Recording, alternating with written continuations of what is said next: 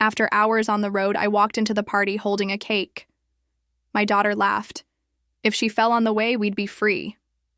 I left the cake, and something she still hasn't found. Those words keep echoing in my mind as I drive back home, my weathered hands gripping the steering wheel so tight my knuckles turn white. The early evening sky darkens around me, just like my thoughts. I'm Rose Winters, 68 years old, and today I learned what my daughter Caroline really thinks of me. I had spent 3 days preparing for Emma's graduation party. My granddaughter, the only person who still looks at me with genuine warmth. I'd woken up at dawn to bake Emma's favorite lemon cake with lavender frosting, using flowers from my own garden. The recipe has been in our family for generations, passed down from my grandmother to my mother, to me. I'd carefully wrapped it in my best cake carrier, packed up my car with the special gift I'd been saving, a collection of rare heritage flour, seeds that had been in our family for over a century, and driven the 4 hours to Caroline's suburban home. Before we continue, comment where you're watching from and subscribe to the channel. We'd love to see how far our stories are reaching. My joints ached from the drive. Arthritis doesn't care about special occasions. But I pushed through the pain, excited to see Emma's face when she opened my gift.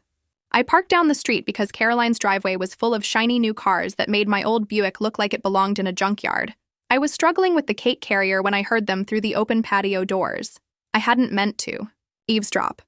The wind just carried their voices to me as I paused to catch my breath. "Is Grandma Rose coming?" someone asked. "Unfortunately," Caroline's voice sharp and clear. She insisted. You know how she is. Can't take a hint. The way she keeps sending those plants and herb mixtures. That was my son-in-law, Paul. As if we need more of her garden witch remedies cluttering up the house. Caroline's laugh cut through me like a knife. She's probably hobbling up the street right now with some disgusting homemade cake. I told her we ordered from that gourmet bakery, but she doesn't listen. "Mom," Emma's voice a note of protest. "What? It's true. She's a burden, Emma? Always. Has been." Caroline's voice dropped slightly, but not enough. "If she fell on the way, we'd be free." Laughter followed. Not Emma's, I need to believe that, but enough voices joining in that my cheeks burned with humiliation. I stood frozen on the sidewalk, the cake suddenly heavy in my arms. 68 years old, and I was transported back to childhood, to that same hollow feeling when someone's cruelty catches you by surprise.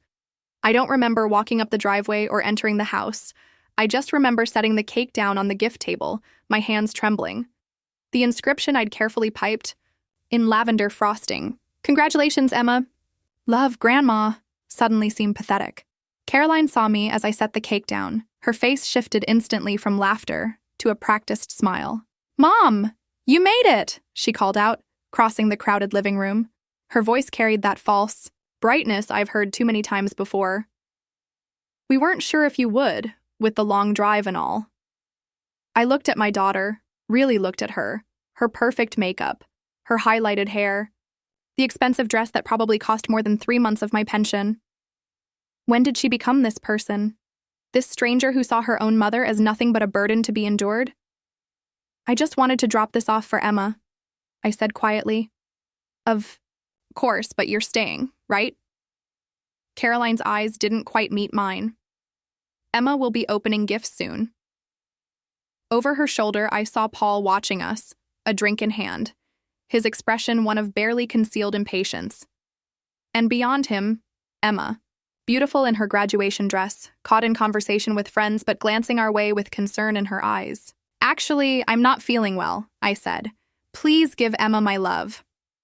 Caroline's relief was palpable, though she tried to hide it. "Oh, that's too bad.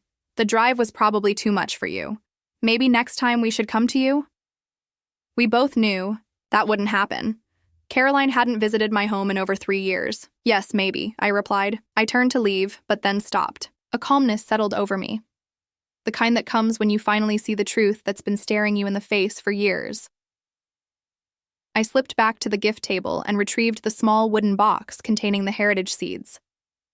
Those seeds represented 5 generations of my family's history. Caroline had never appreciated their value, and now I understood she never would. On my way out, I passed Caroline's study. The door was ajar. Inside, on her desk, sat a stack of familiar-looking folders, my old recipe books and gardening journals. the ones she'd borrowed months ago, claiming she wanted to digitize them for preservation. Next to them lay marketing materials for Caroline's Natural Remedies, featuring images of products made from my recipes. My recipes with no mention of their source. In that moment, something shifted inside me. Not just hurt, but a quiet, steely resolve. I entered the study, gathered my journals, and slipped them into my bag. But that wasn't all I took. Behind her neatly labeled files, I found a bundle of old letters tied with faded ribbon, correspondence between my mother and grandmother, filled with family secrets and herbal wisdom that Caroline had apparently deemed valuable enough to hide away. I took those too. As I drove away from the party, the setting sun cast long shadows across the road. Tears blurred my vision, but I didn't stop.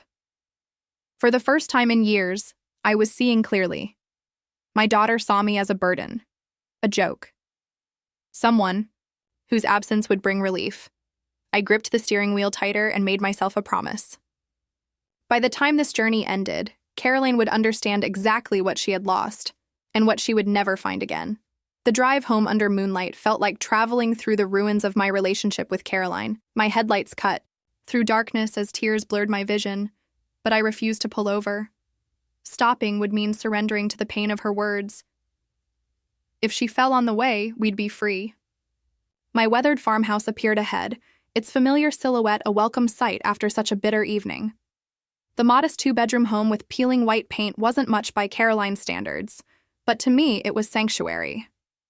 My 3 acres of gardens glowed silver in the moonlight, herbs and flowers standing sentinel around the property that had sustained 5 generations of my family. I set the box of letters and journals on my kitchen table, hands trembling as I made chamomile tea from flowers I'd grown and dried myself. The familiar ritual brought little comfort tonight. "You're being dramatic, Rose," I whispered, an old habit from years of living alone. But those thoughtless words at the party were merely the visible part of a deep-root system of resentment that had been growing for years. I opened one of my journals, its pages worn with use. My entire life documented in careful handwriting, every plant grown, every remedy perfected, each seasonal observation meticulously recorded. Caroline had taken these from me months ago, claiming she wanted to preserve family history. Now, I understood her true purpose. The ribbon around the bundle of letters came undone easily. The top envelope, addressed to my mother in my grandmother's elegant script, was dated 1962. "My dearest Violet, I must share with you the success of the elderberry tincture for little Joseph's cough." The doctor was amazed at how quickly his lungs cleared. I read until my eyes grew heavy, absorbing the forgotten wisdom of women who had healed their communities when doctors were scarce or unaffordable. This wasn't just family history. It was a legacy of knowledge. Morning found me stiff from sleeping in the kitchen chair. I carried my coffee outside, letting dew soak the hem of my nightgown as I walked among my plants. This garden had saved me after Harold died 7 years ago. Friends had suggested selling the place, moving into a senior community, but I instead dug my hands deeper into the soil. This wasn't just a hobby. It was my purpose. Back inside, I examined the marketing materials I'd taken from Caroline's study. Caroline's Natural Remedies proclaimed glossy brochures featuring elegant bottles of tinctures and salves. The descriptions contained phrases lifted directly from my journals, my exact words, my exact proportions. The phone rang, startling me. Caroline's name flashed on the caller ID. After 4 rings, her voice filled my kitchen. "Mom, some of my files are missing from my office. I know you were in there yesterday. I need them back immediately. This is important for my business." Call me. Her business, built on my knowledge, without permission or acknowledgement. I played the message again, hearing not just the words but the entitlement behind them. The assumption that I would hand over my family's legacy so she could profit from it while mocking its source. The phone rang again almost immediately. This time, Emma's name appeared. "Grandma, are you okay? I missed you at the party." Her voice was warm, concerned, so different from her mother's. "I'm fine, sweetie. I wasn't feeling well after the drive. I loved the cake," Emma said, "and thank you for the graduation gift. Mom said you left one." I froze. I hadn't left the seed box. In my hurt, I'd taken it with me. "I think I accidentally brought it back home," I admitted. "That's okay. Actually, I was thinking of coming to visit next weekend. Would that be all right? I could pick it up then." My heart lifted. "Of course, sweetheart. I'd love that." After we hung up, I examined the seed box on my counter, its hand-carved lid etched with vines and flowers. Inside were dozens of small paper envelopes, each containing seeds with rich histories. Purple coneflowers from the Civil War era. Black hollyhocks my great-grandmother had brought from the old country. Rare medicinal herbs that pharmaceutical companies would pay fortunes to study. Caroline had never shown interest in these treasures, but Emma might be different. Unlike her mother, she had always listened to my stories, had followed me around the garden as a child, small hands eager to help. I opened my laptop, Emma's Christmas gift to bring me into the digital age. With hesitation, I searched Caroline's. Natural Remedies, a professional website appeared, showcasing products in elegant packaging, founded by Caroline Miller, a dedicated herbalist carrying on age-old family traditions. There was no mention of me, my mother, or my grandmother, the women who had actually created these traditions. A counter at the bottom showed nearly 30,000 sales. Caroline had built a business worth hundreds of thousands of dollars using knowledge. She had ridiculed me for possessing. I closed the laptop, a strange calm settling over me. The betrayal stung, but underneath that pain was something unexpected, a spark of determination. Caroline believed I was a burden. She saw my knowledge as something to exploit while dismissing its source. She had taken my recipes, my dignity, even my relationship with my granddaughter. But she hadn't taken everything. I still had my garden and my mind, filled with knowledge that couldn't be extracted from stolen journals. I had the heritage seeds, the letters, and decades of experience that couldn't be replicated from notes. My phone pinged with Caroline's text. "Mom, I need those files."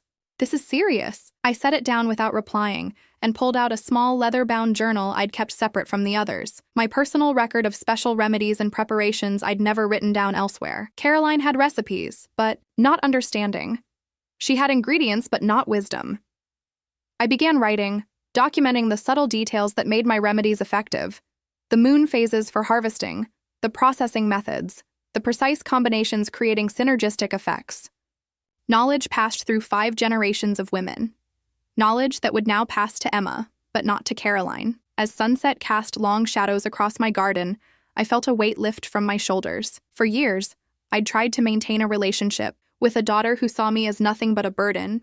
No more. Caroline had chosen her path. Now she would learn what happens when the source runs dry. My phone rang again. I watched it vibrate until silence returned. Whatever crisis Caroline faced would have to wait. I had seeds to sort for Emma, and plans to make.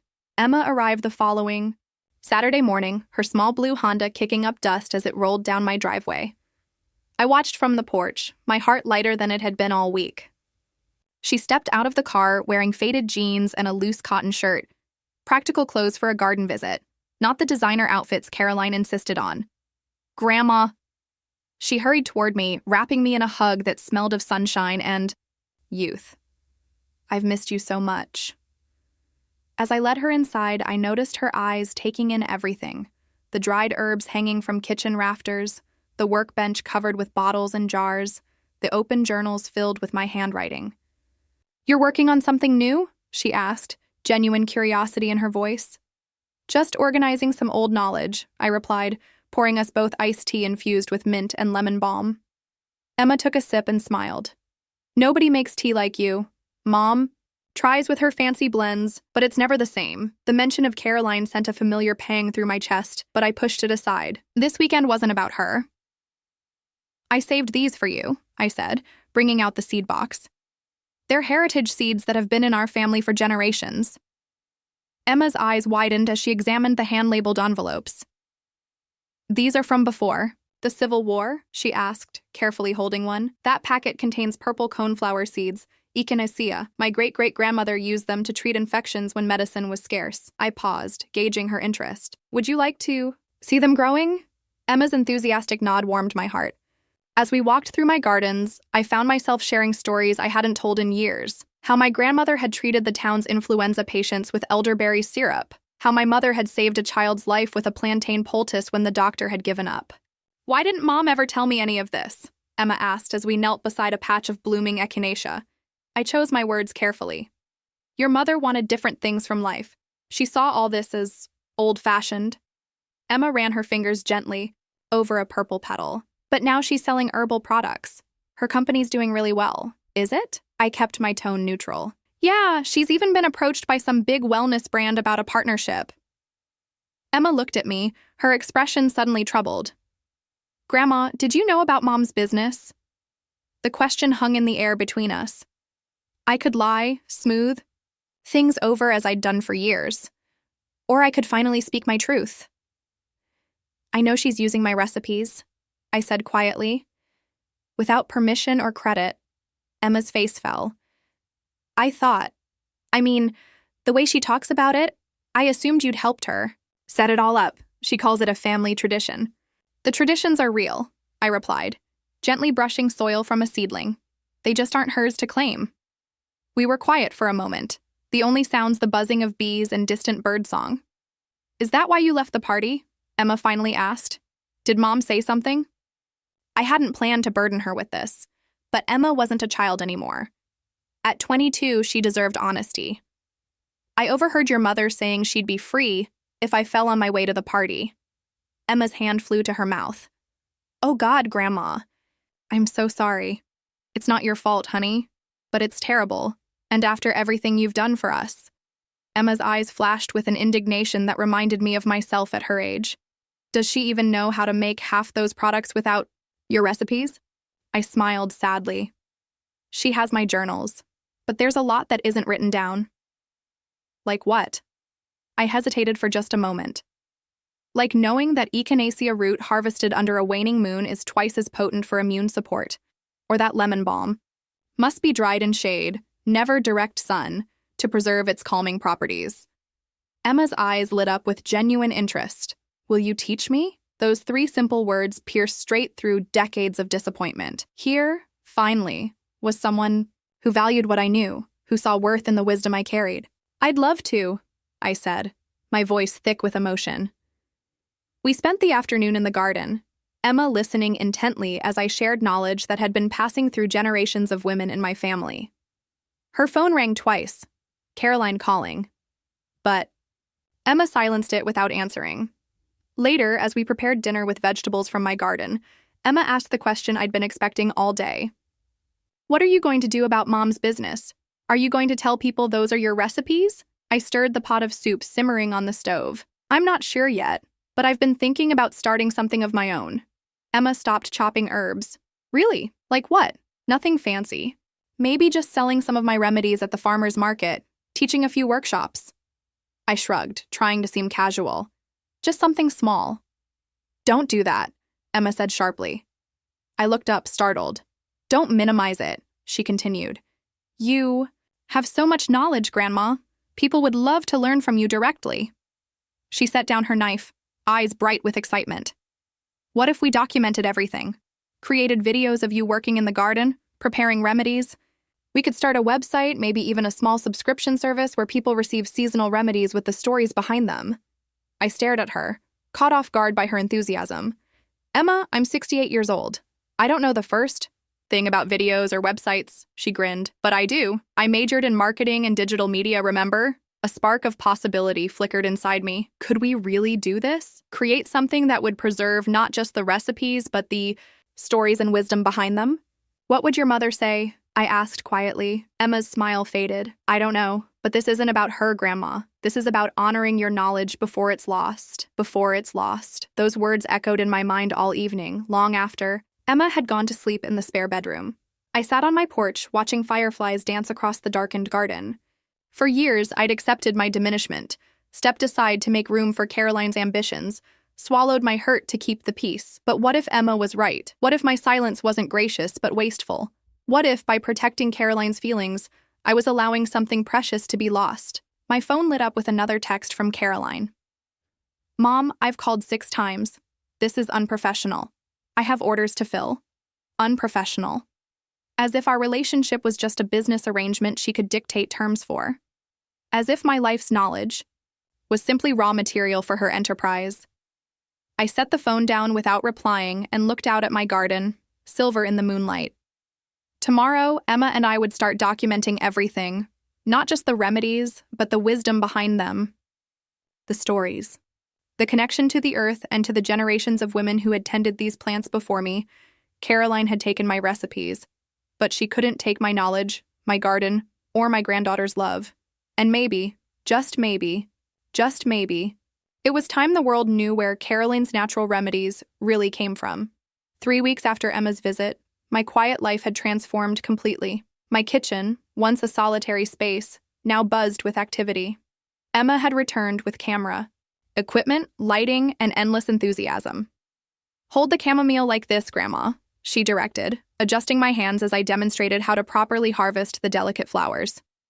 "Perfect. Now explain why morning harvesting matters." I smiled. At the camera, finding it easier now than when we'd started. Chamomile flowers should be gathered in early morning, just after the dew has dried, but before the day's heat causes the essential oils to evaporate. The difference in potency is remarkable. Emma beamed as she checked the footage. "That was perfect.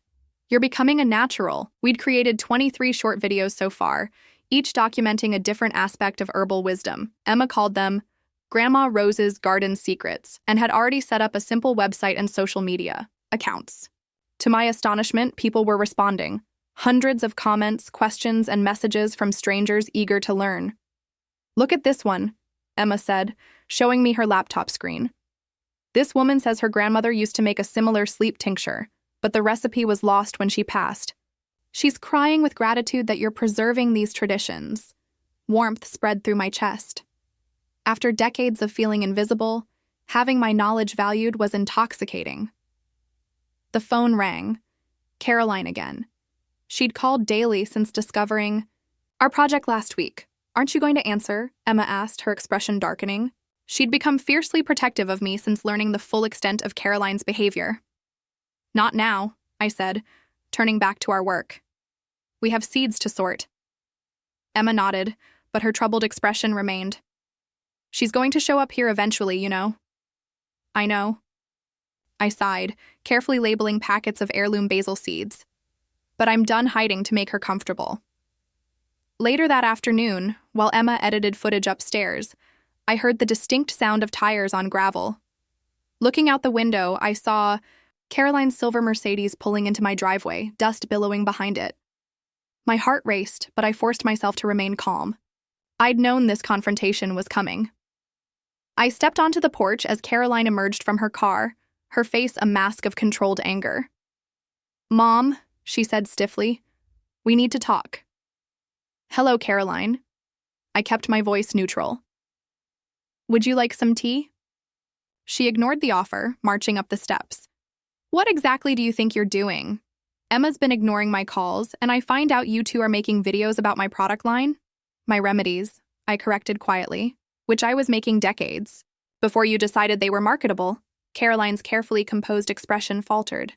"This isn't about—" She stopped as the screen door opened behind me and Emma appeared. "Mom," Emma said coolly, "we were wondering when you'd show up." Caroline stared at her daughter in disbelief. "Emma, what are you doing? You have an internship starting in 2 weeks. You can't waste your summer playing with herbs in the dirt." Emma crossed her arms. "I'm documenting Grandma's knowledge before it's lost." "It's important." "Important," Caroline scoffed. "It's undermining our family business. Do you know how this looks? My own mother competing with me?" "Competing implies we started on equal footing," I said. "You took my recipes without permission and called them yours." Caroline's cheeks flushed. "I improved them. I scaled them. I created a successful business while you were content to putter around in this—" She gestured dismissively at my gardens, hobby farm. The casual cruelty of her words hung in the air. I felt Emma tense beside me, ready to leap to my defense, but I placed a gentle hand on her arm. "You're right about one thing," I said calmly. "I was content here, but that doesn't give you the right to take what isn't yours." Caroline's professional composure cracked. "What do you want from me? Money? Fine. I'll write you a check right now if you'll take down those videos and give back my customer list." "Your customer list?" Emma asked incredulously. Caroline shot her a warning look. "Stay out of this, Emma." "No." Emma stepped forward. "Grandma hasn't accessed your customer list.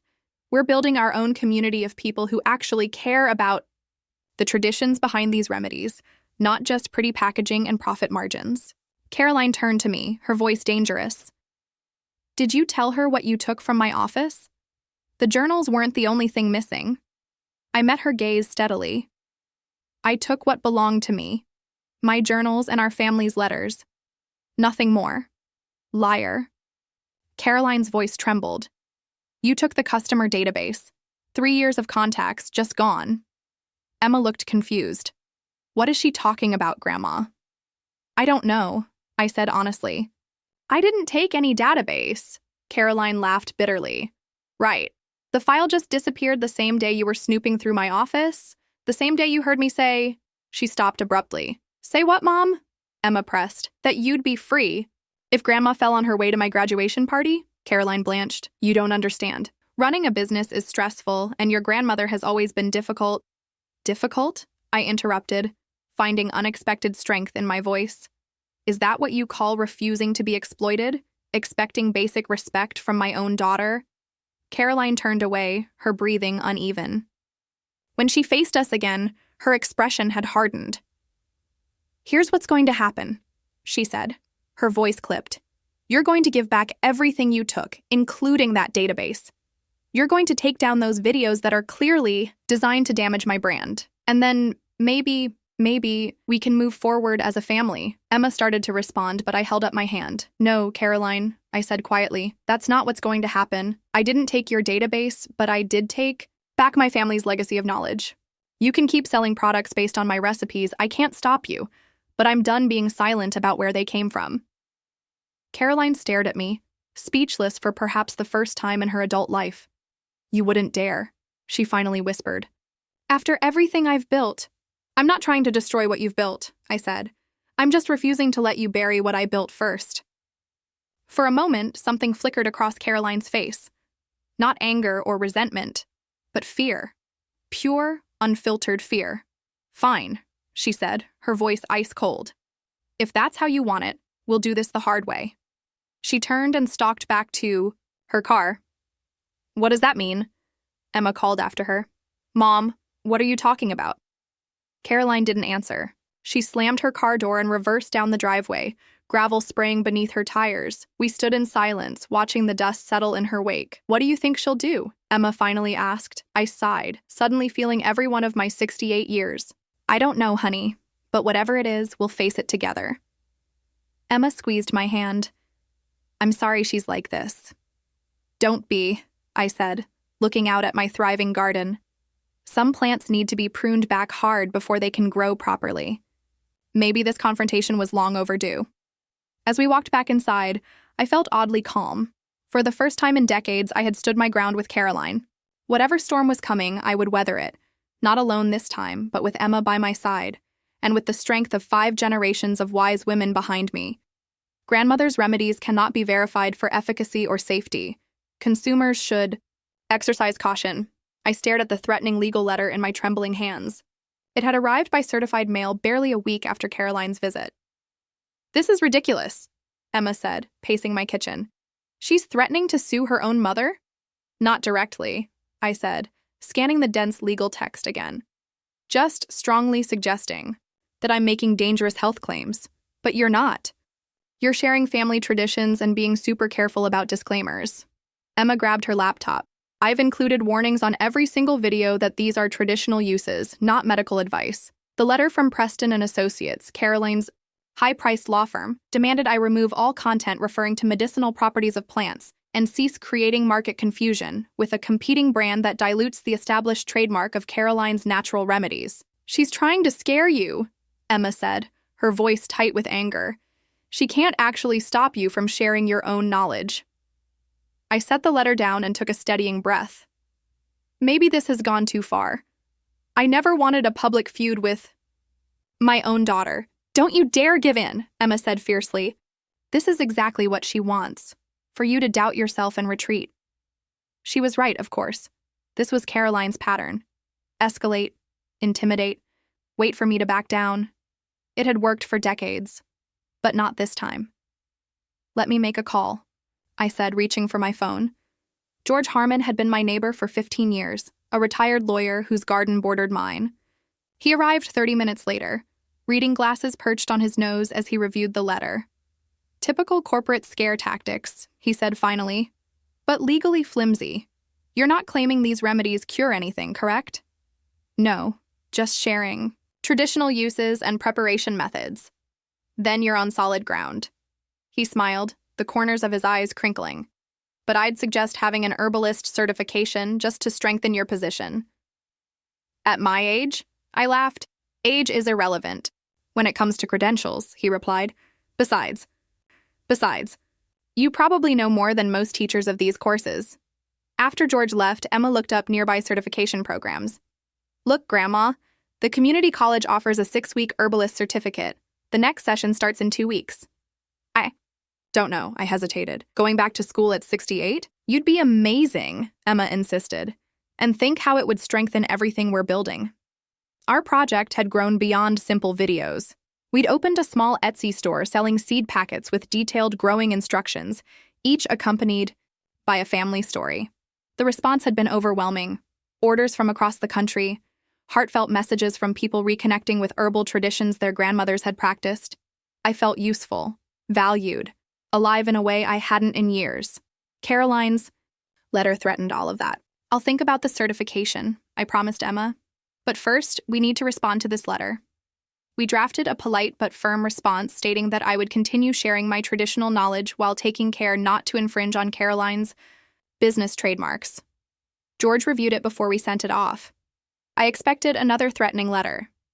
What I didn't expect was the email that arrived 2 days later from a woman named Meredith Davis, identifying herself as a senior editor at Verdant Press. I've been following your videos with great interest, she wrote. Your knowledge and approach to traditional herbal wisdom is exactly what we've been searching for. Would you consider writing a book with us? I read the email 3 times, certain it must be a mistake. It's not a mistake, Grandma, Emma said excitedly when I showed her. Your videos are getting attention. This is a legitimate publisher that specializes in gardening and traditional skills books. A book? Me? The thought was simultaneously terrifying and exhilarating. Before I could fully process this opportunity, my phone rang with an unfamiliar number. Thinking it might be Meredith, I answered. Rose Winters? A young woman's voice asked. This is Alyssa Kim from Garden Path magazine. We're doing a feature on intergenerational knowledge transfer in traditional herbalism, and your videos with your granddaughter came across my desk. Would you be interested in an interview? By the time I hung up, my hand was shaking. Emma, I called up the stairs. Something strange is happening. Emma appeared, grinning. Not strange, Grandma. Wonderful. Your latest video hit 200,000 views overnight. What? How? It got shared by Nona's Kitchen, that huge cooking and traditional skills channel. Emma's eyes danced with excitement. You're going viral, Grandma.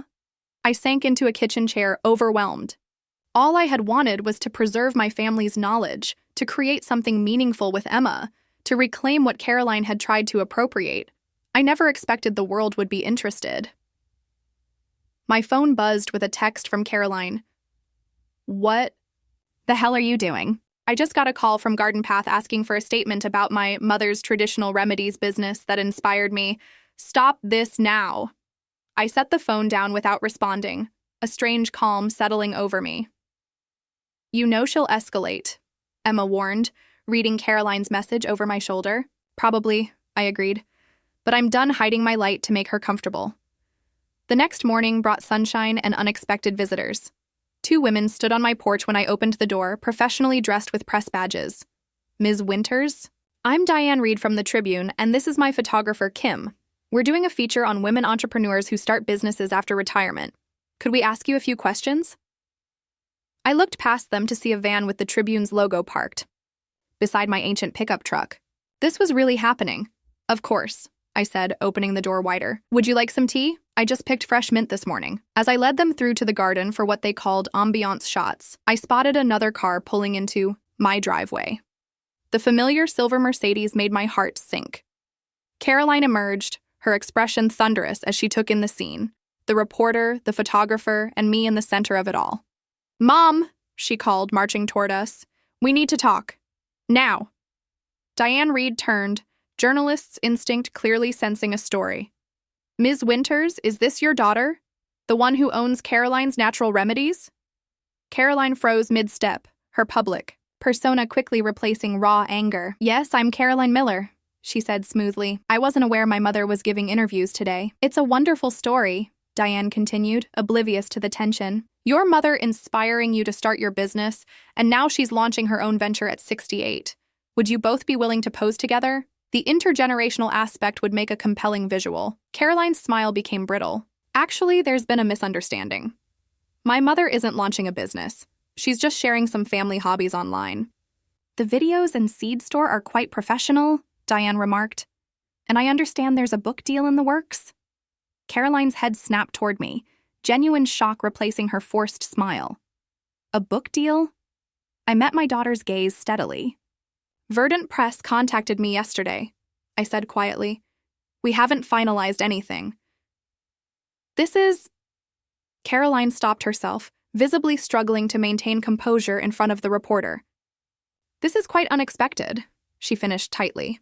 Diane glanced between us, clearly sensing the story beneath the story. Perhaps I could interview you both separately about your respective herbal businesses. The mother-daughter connection would make a fascinating angle.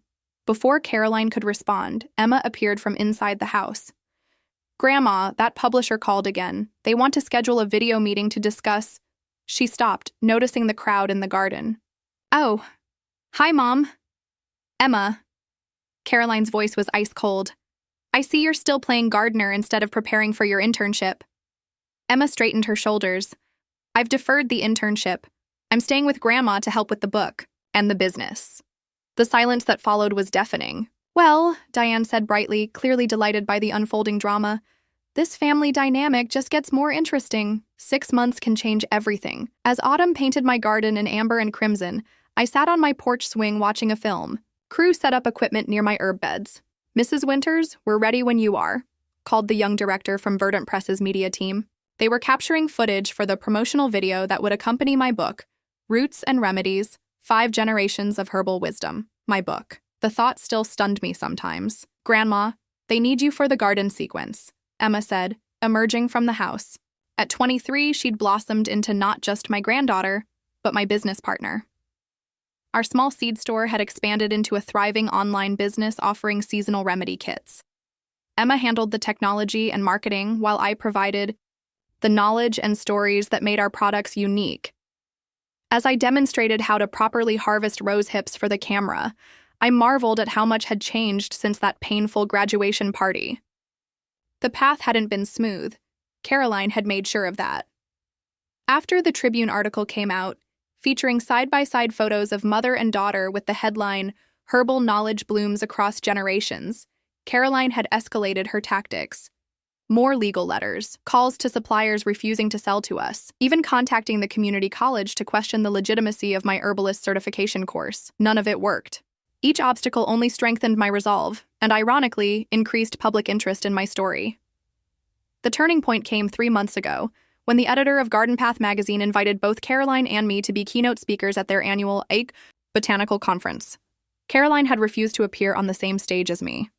The empty chair beside me during my presentation spoke volumes to the audience of herbalists and garden enthusiasts. I spoke from the heart that day about respecting traditional knowledge, about the importance of acknowledging sources, about 5 generations of women in my family who had healed their communities with plants. The standing ovation brought tears to my eyes. Videos of that speech spread widely.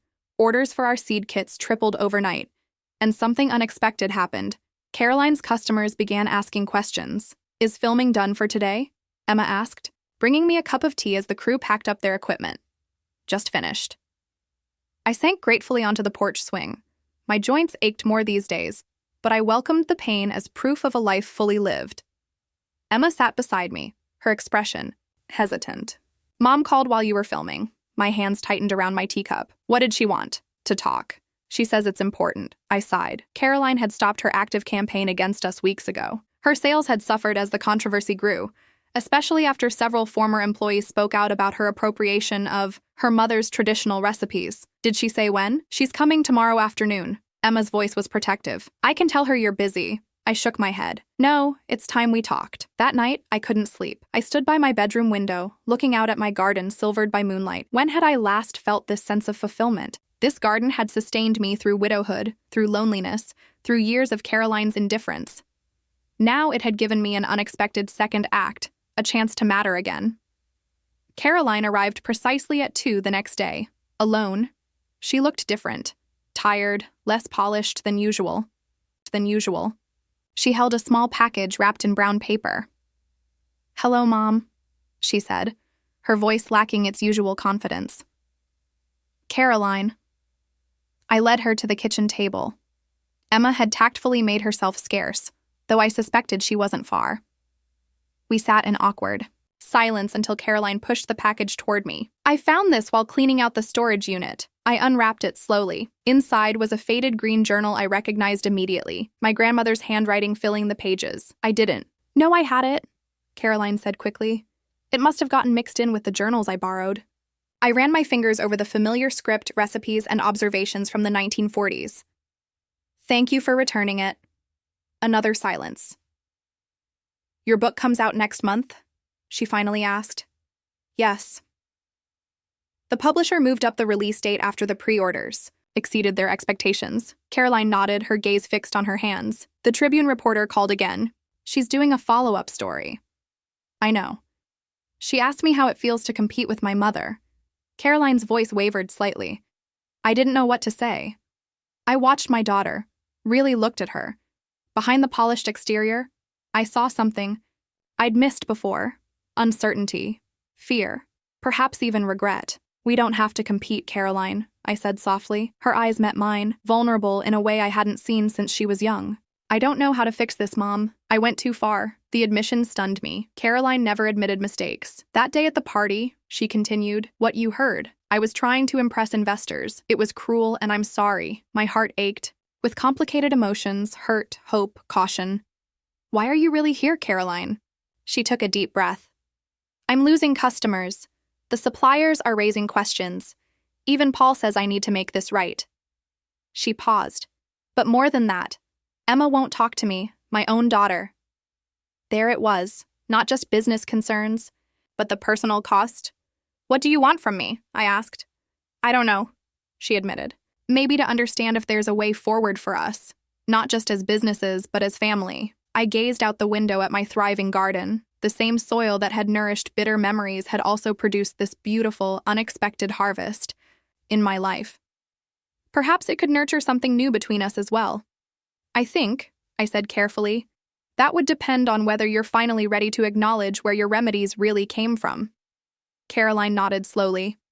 "I am.